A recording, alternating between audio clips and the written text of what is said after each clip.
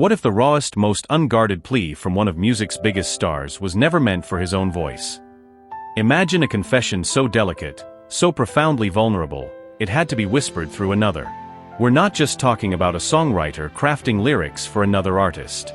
We're talking about a hidden piece of a heart, a silent testament to a love that perhaps dared not speak its name, or worse, a love that was never fully seen.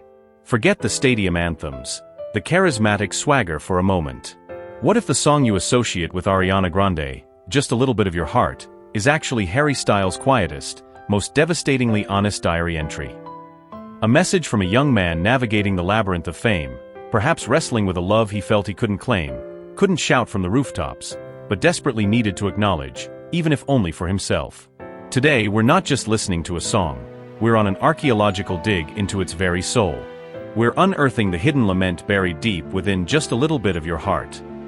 And the question that haunts its gentle melody is one that might just reframe everything. Who, or what, was Harry truly singing to? Why this deliberate distance? Why give away something so intensely personal? This decision, this absence, might be more eloquent, more revealing, than any note he's sung under the spotlight. You'll definitely want to stay with us until the very end, because the echoes we find in this song might not just change how you hear it, but how you perceive the artist himself. Act 1. The Quiet Confession, a masterclass in yearning. Think about those moments in your own life, those times when the words just wouldn't come, when the emotion was so overwhelming, or the situation so delicate, that silence felt like the only option. Or worse, when you did speak, but the only words you could offer were a fraction of what you truly felt, a pale imitation of the storm raging inside. That near-universal human experience, that's the air this song breathes.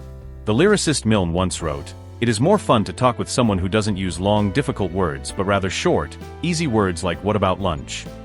But what happens when even the simplest emotional requests feel like climbing a mountain? Say something, I'm giving up on you. It's not a line from just a little bit of your heart, but it's the silent scream underpinning every syllable. Harry, through these lyrics, doesn't demand the world, or even a whole heart. He's down on his knees, metaphorically speaking, not for grand declarations, but for the smallest of fragments. Just a little bit of your heart is all I want. It's a whisper, not a demand. There's a profound sadness in asking for so little, as if acknowledging one's own perceived deficit, or perhaps, the giver's limited capacity. He confesses, I don't ever tell you how I really feel, 'cause I can't find the words to say what I mean. Is this a simple case of being tongue-tied? Or is it something deeper? Is it the paralyzing fear of rejection if the whole truth were known? Is it the crushing weight of knowing that perhaps the person he's addressing isn't capable, or willing, to receive that truth? This isn't just a young man fumbling for romantic words. This is the language of someone who has learned to expect emotional breadcrumbs, to survive on less, because asking for more feels like an impossibility. This isn't a love song designed to woo, it's a lament. A lament is a passionate expression of grief or sorrow.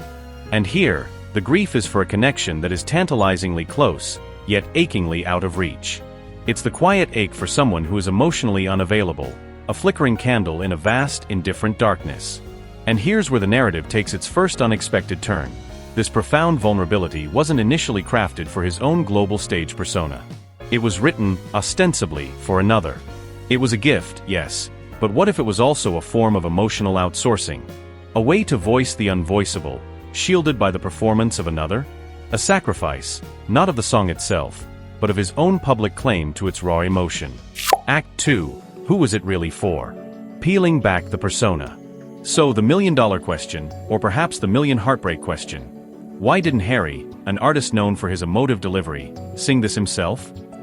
Why let this incredibly personal piece of his artistry be primarily defined by Ariana Grande's capable, yet different voice? Let's rewind the clock. At the time this song emerged, around 2013 to 2014, Harry Styles was a name synonymous with One Direction mania.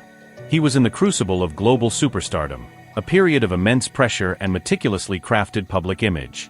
He was beginning to stretch his wings, to hint at the solo artist he would become, but the shadow of the boy band, the expectations of legions of fans, and the intense media scrutiny were omnipresent.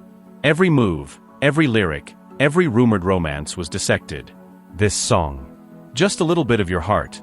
It's not the cheeky charm of What Makes You Beautiful, or the rock god swagger of his later solo work. It's drenched in a kind of vulnerability that borders on, dare I say, submissiveness. I know I'm not your only, but at least I'm one. I heard a little love is better than none. Imagine that sentiment coming directly from the Harry Styles of that era. It's a stark contrast to the confident frontman the world adored. Could it be that this level of raw, unvarnished need didn't fit the script? Was it too much of a crack in the carefully polished veneer? And this is where the whispers in fan communities, the theories murmured in hushed tones, gained such a compelling resonance. For years, a significant interpretation of Just a Little Bit of Your Heart has been that it's not about a conventional heterosexual romance at all. That this lament, this plea for even a sliver of affection, was directed towards someone, or a kind of love that society, or perhaps even his own circumstances at the time, deemed off limits. A love that couldn't be openly declared, that had to exist in stolen moments, in quiet understanding, in the painful acceptance of being secondary. I can't find the words to say what I mean. What if the meaning was too dangerous to articulate, too revolutionary for that particular moment in his public life? The line "I heard a little love is better than none" takes on an even more profound poignancy if viewed through this lens.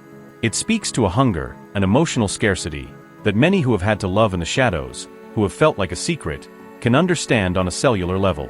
It's the quiet desperation of knowing you might only ever be a footnote in someone else's main story, yet clinging to that connection because it's all that's offered.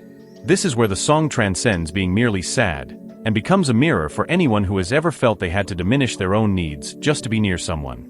Act 3. Emotional subtext and instrumental choices. The eloquence of restraint. The genius of Harry Styles writing in Just a Little Bit of Your Heart isn't just in the words themselves, but in the emotional landscape they carve out, a landscape perfectly mirrored by the song's production and, crucially, by Ariana Grande's delicate delivery. From the very first hesitant piano notes, like raindrops on a windowpane, the song breathes restraint. There's a fragility there, a sense of something precious that might shatter if handled too roughly. Grande's vocal, often capable of soaring power, is here reined in, trembling with a carefully controlled vulnerability. It's as if she, too, understands that the narrator is holding back, terrified of asking for too much. As the philosopher Friedrich Nietzsche said, there is always some madness in love. But there is also always some reason in madness. Here, Harry, or the producers he worked with on the demo, give you absence as a texture. The instrumentation is sparse. There's no bombastic drum fill, no triumphant guitar solo, no soaring vocal crescendo that you might expect in a typical pop ballad about heartbreak. Instead, the entire song feels like it's perpetually on the verge of saying more, but then, it pulls back. It's a breath held, a tear suppressed. The spaces between the notes, the pauses in the vocal line, they speak volumes. They echo the unsaid, the "I don't ever tell you." This is not the soundtrack to a dramatic confrontation or a cathartic release. This is the quiet hum of an accepted ache. It's the kind of melody someone hums to themselves late at night, when the world is asleep and the truth of their longing can no longer be ignored.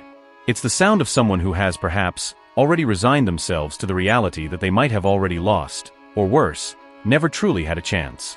There's no fight left, only a pervasive, melancholic acceptance. The entire composition is an exercise in minimalism, where every note, every silence, is laden with the weight of unspoken emotions. It's like staring at a watercolor painting where the colors have bled into muted, beautiful sorrow, hinting at a more vibrant image that's now faded. This isn't the loud crash of a heartbreak. It's the almost inaudible sigh of a spirit that's learned to expect so little. This musical restraint, this choice to be understated, transforms a simple plea into a profound meditation on longing and the quiet dignity of unacknowledged pain. Act 4. A pattern in Harry's writing? Echoes in the catalogue. Now, if Just a Little Bit of Your Heart were an isolated incident, a singular moment of raw, almost painful vulnerability given away, it would still be remarkable. But what if it's not an outlier? What if instead it's a key, a Rosetta Stone if you will, to understanding a recurring thread, a poignant minor chord that resonates throughout Harry Styles' songwriting, even in the songs he does choose to sing? Let's step back and look at the broader canvas of his work. You start to see this isn't a one-off. This quiet language of resignation, of unspoken needs and accepted emotional distances, it echoes. Think of From the Dining Table from his debut solo album. Woke up alone in this hotel room, played with myself. Where were you? It's stark, unflinchingly honest. And then the heartbreakingly hopeful, yet ultimately resigned. Maybe one day you'll call me and tell me that you're sorry too. It's not a demand for an apology, but a fragile wish, whispered into the void. The entire song paints a portrait of isolation, of conversations that happen only in one's head, a direct thematic descendant of the yearning in just a little bit of your heart. It's the same feeling of being on the outside of a connection, looking in. Or consider two ghosts. We're not who we used to be, we're just two ghosts standing in the place of you and me. There's no anger here, no dramatic confrontation. Instead, it's a somber acknowledgement of an unbridgeable gap, a love that's become a phantom limb, still felt, but no longer truly there. It's the sound of an ending that wasn't a bang, but a slow, inevitable fade, much like the quiet retreat in just a little bit of your heart. Even in unreleased tracks, like the much speculated about hunger, the rumored lyrics "I'm hungry for something more than this" tap into that same vein of longing, of an unfulfilled emotional appetite. The very fact it remains unreleased, a whisper in the fandom, almost adds to this narrative of hidden, perhaps too vulnerable, sentiments. And then there's Falling, a track that rips open the chest with its raw self-awareness. What am I now? What if you're someone I just used to know? The fear of irrelevance, of love decaying not from a single blow but from 1,000 tiny erosions of connection. It shares that same DNA of painful introspection, of questioning one's place in another's heart, that we find in the song he gave away. These aren't battle cries, they are the quiet admissions of a heart bracing for impact, or perhaps, acknowledging the impact has already occurred. Could it be that just a little bit of your heart was Harry laying down a foundational emotional theme that would ripple through his later work?